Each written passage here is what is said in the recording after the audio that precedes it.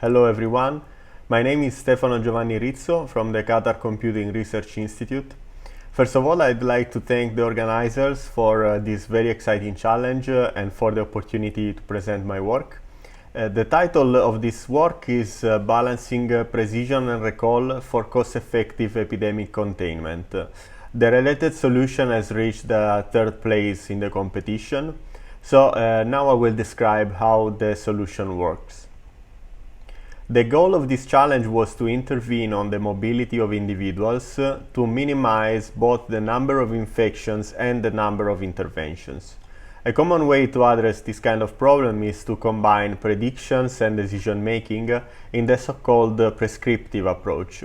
And this kind of approach has been actually adopted by governments around the world during recent months, both to impose restrictions or release restrictions based on the predicted evolution of the outbreak, and also to quarantine people individually using complex contact tracing.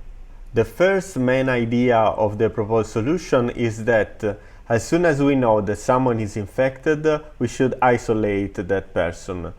Once the detected cases are isolated, the contagion should stop. So we could have instead isolate the susceptible, for example, but we know that the infected persons are much less, so isolating the infected is much more effective. However, the problem is that we don't know right away if a person is infected or not, because we must wait for the incubation period that goes from 1 to 5 days before the symptoms actually show. And in the meantime, the infected individual could infect other people. So to address this problem, the second idea is that we should predict whether an individual is going to get the symptoms in the next 5 days or not. Before the infection is actually observable.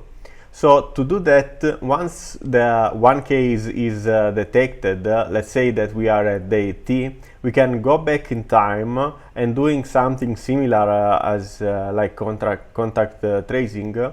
That is, based on the possible contacts, we can identify other individuals and we can isolate them together with the detected cases.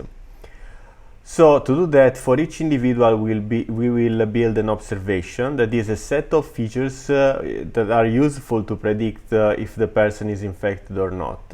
The features can be divided in local features and global features.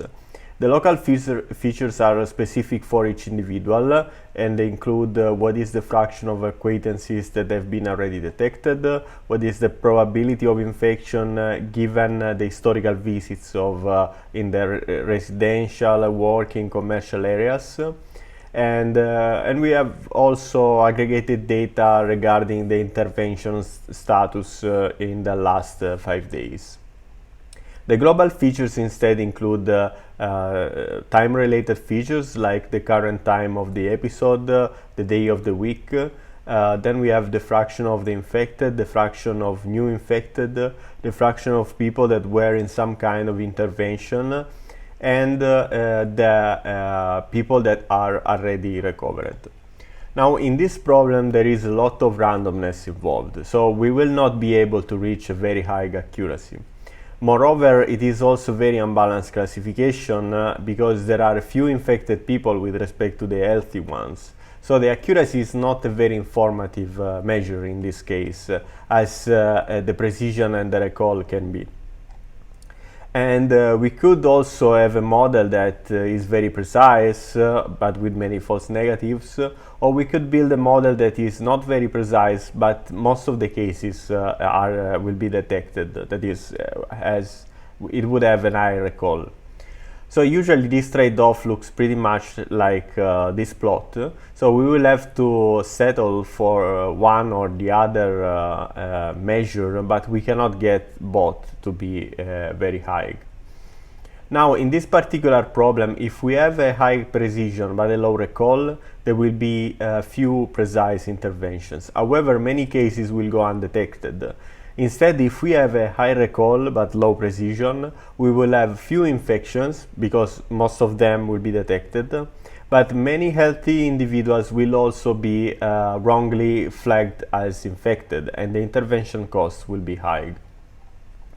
First of all, let's see how we can prioritize one or the other measure.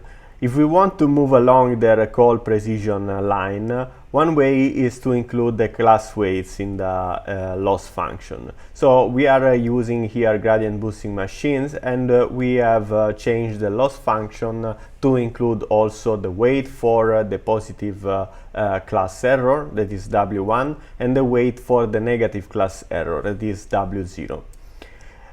So in particular, now if we put a higher value for W1, we will have an higher recall. Instead, if we have a lower value to W1 in comparison to W0, we will have a higher precision in the predictions. So should we maximize the recall or the precision for this particular problem? The answer is that it depends on the rate of the infections. This rate of infections can change during the 60 days of the same episode. So I will show this now with an example. Let's say that we have a model with a 62.5% of recall. So it means that 62.5% of cases will be detected. And the effective reproduction number is 2.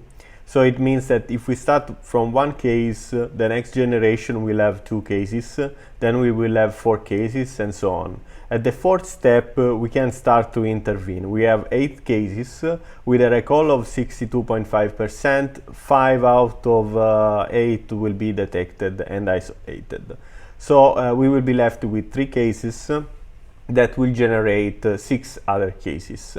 Of these 6 cases, around 4 will be detected, so we will be left with 2, and so on. So you can see that the epidemic is slowing down and it will stop. Now let's say that we use the same prediction model with the same recall, but this time the RT is equal to 4. So at the second step we will have 4 cases, then we will have 16 cases, then we will have 64 cases. At this point, we can apply interventions, so we detect 62.5% of cases again. Therefore, we will be left with 24 cases. This will result in 96 more cases in the next step, and we do the detection again and so on. But in this case, as you can see, the epidemic is not slowing down, so it's actually accelerating. We have more and more new cases. Therefore, we need in some context, I mean, depending on the infection rate, we may need a higher level of precision or a higher level of recall. We can do this effectively by learning 2 different models, and this is what the full approach of the proposed solution looks like. We have an observation coming from the environment that has both local and global features, as we have seen.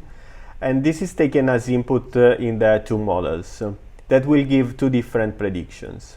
Now we have a rule-based selector here that based on the threshold on some global features of the observation will pick one or the other prediction.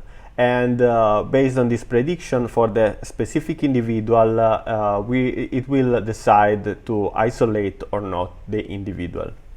So the environment will take these actions, one for each person, and it will simulate the next day, and it will give the new observation that will go back in the loop. So to summarize this work and the obtained results, we have shown that predictions and rule-based heuristics can be effectively combined to minimize the costs. Also, it is clear that precision and recall play an important role in the balance between intervention costs and infection costs. And finally, depending on the infection rate, this balance actually varies greatly.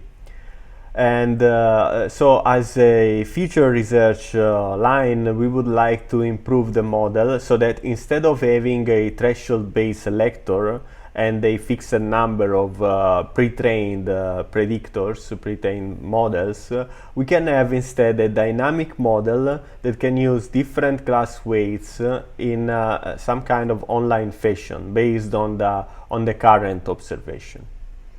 Thank you very much for your attention.